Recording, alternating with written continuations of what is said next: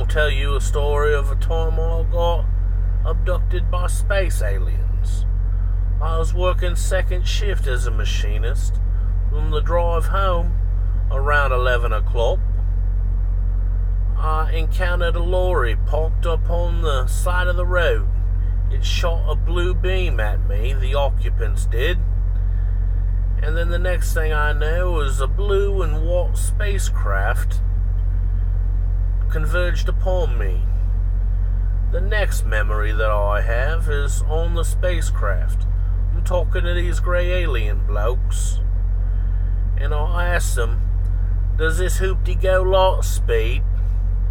They said, what's a hoopty? I said, y'all don't know Sir Mix-a-Lot yet out? They were like, no. And I was like, my hoopty rolling, running on leaded. They thought that was a real giggle. And they'd bounce up and down while they laughed, and the only audible noise that they'd make was a beep beep beep beep beep beep beep beep beep beep that I had ever heard. Well, the next memory though I have is by the console of their ship. It was all rounded, and it was in the side of the wall. Well, we're in a circle shooting this shit, and I thought it'd be real funny to give the one to the right of me a little tickle under the chin. And then the next thing I know, the guy on the right of me, he's out of the conversation, and the leader guy says, do it. So I say, what the fuck? I'll fucking give it a try. So I tried to give him a little tickle under the chin, but I smacked him in the face.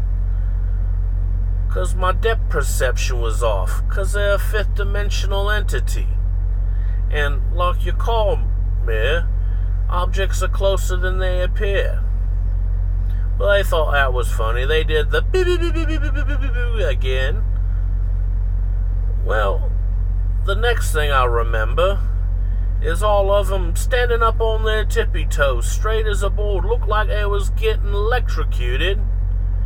And I thought that fucking craft was gonna crash.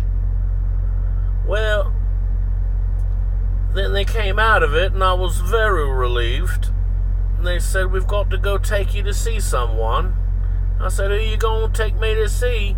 And they said, God. So then I was like, are we gonna go light speed? And they said, yeah. So I went to look out one of the port windows.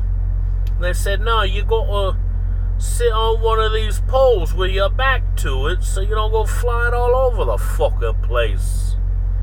And I said, no, I'm fucking English. I want to look out there and I'm going to see the stars do like in fucking Star Wars when the fucking Millennium Falcon goes into hyperdrive. And they said, okay, you're the boss. Well, they did that, and then I went flying forward, and then they captured a memory of some puke with a fucking bullet in it. Well, I didn't remember that till later on. We'll get to that later. Well, anyway, the only thing I remember of my meeting was God. Was I said fuck in front of him, and I felt great shame. And then a booming voice comes back saying, those are the rules of men, not of omnipotent beings. I think I mispronounced that word, but fuck it, I'm not doing it over, cunt. Well, anyway, then the next thing I know is I'm in the lorry with these two guys, and I think they're debriefing me. The guy to the right of me, his name's Whitaker. And the guy to the left of me, his name's McMonagle. Now, these two blokes are asking me stuff, and I'll say something smart-assy. And Whitaker says, we ought to kill him. And then I'll start crying. And I was like, I don't even know you, bloke. What you wants to kill me for? And then McMonagall says, just go on with the story. And that was at the same part of the story that I tickled that fucking geezer under the chin. Well, I gave this prick a little fucking tickle under the chin. And he got fucking mad. Well, old fucking McMonagall gives out a big old booming laugh. And that guy started laughing too. I don't give a fuck who you are. Funny's funny. Well, anyway, the next thing I know is I'm walking into my fucking apartment. And I'm laughing because I got some sort of thing that came to my mind. If a nuclear war ever hits, I'm gonna be okay because they're gonna fucking come get me. Well, I took off my pants and I folded them up and put them on my dresser.